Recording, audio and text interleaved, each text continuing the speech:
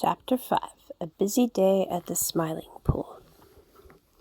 Everybody was excited. Yes, sir. Everybody in the Smiling Pool and along the Laughing Brook was just bubbling over with excitement. Even Spotty the Turtle, who usually takes everything so calmly that some people think him stupid, climbed up on the highest point of an old log where he could see what was going on. Only Grandfather Frog, sitting on his big green lily pad, and watching for foolish green flies for breakfast, appeared not to know that something unusual was going on. Really, he was just as much excited as the rest. But because he is very old and accounted very, very wise, it would not do for him to show it. What was it all about? Why, all the minks and the coons and the otters and the muskrats who live and play around the Smiling Pool and the Laughing Brook were hunting for traps. Yes, sir, they were hunting for traps set by Farmer Brown's boy, just as Grandfather Frog had advised them to. Jerry Muskrat and Little Joe Otter were hunting together. They were swimming along close to shore, just where the Laughing Brook leaves the Smiling Pool, when Jerry wrinkled up his funny little nose and stopped swimming. Sniff, sniff, sniff, went Jerry Muskrat. Then little cold shivers ran down his backbone and way out to the tip of his tail. "What is it?" asked Little Joe Otter. "It's the man smell," whispered Jerry. Just then, Little Joe Otter gave a long sniff. "My, I smell fish!" he cried, his eyes sparkling, and started in the direction from which the smell came. He swam faster than Jerry, and in a minute he shouted in delight, "Hi, Jerry! Someone's left a fish on the edge of the bank. What a feast!" Jerry hurried as fast as he could swim, his eyes popping out with fright, for the nearer he got, the stronger grew that dreadful man smell. "Don't touch it," he panted. "Don't touch it, Joe Otter." Little Joe laughed. "What's the matter, Jerry? Afraid I'll eat it all up before you get here?" he asked as he reached out for the fish. "Stop!" shrieked Jerry, and gave Little Joe a push, just as the latter touched the fish. Snap! A pair of wicked steel jaws flew together and caught Little Joe Otter by a claw of one toe. If it hadn't been for Jerry's push, he would have been caught by a foot. "Oh, oh, oh!" cried Little Joe Otter.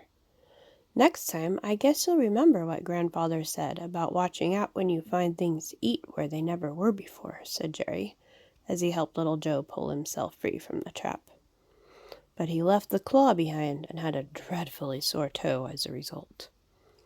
Then they buried the trap deep down in the mud and started to look for another. All around the Smiling Pool and along the Laughing Brook, their cousins and uncles and aunts and friends were just as busy, and every once in a while someone would have just as narrow an escape as Little Joe Otter. And all the time up at the farmhouse, Farmer Brown's boy was planning what he would do with the skins of the little animals he was sure he would catch in his traps. Chapter 6. Farmer Brown's Boy is Puzzled. Farmer Brown's boy was whistling merrily as he tramped down across the green meadows. The Merry Little Breezes saw him coming, and they raced over to the Smiling Pool to tell Billy Mink. Farmer Brown's boy was coming to visit his traps. He was very sure that he would find Billy Mink, or Little Joe Otter, or Jerry Muskrat, or perhaps Bobby Coon. Billy Mink was sitting on top of the big rock. He saw the Merry Little Breezes racing across the green meadows, and behind them he saw Farmer Brown's boy. Billy Mink dived headfirst into the Smiling Pool. Then he swam over to Jerry Muskrat's house and warned Jerry. Together they hunted up Little Joe Otter, and then the three little scamps in brown hid in the bulrushes where they could watch Farmer Brown's boy. The first place Farmer Brown's boy visited was Jerry Muskrat's old log. Very cautiously he peeped over the edge of the bank.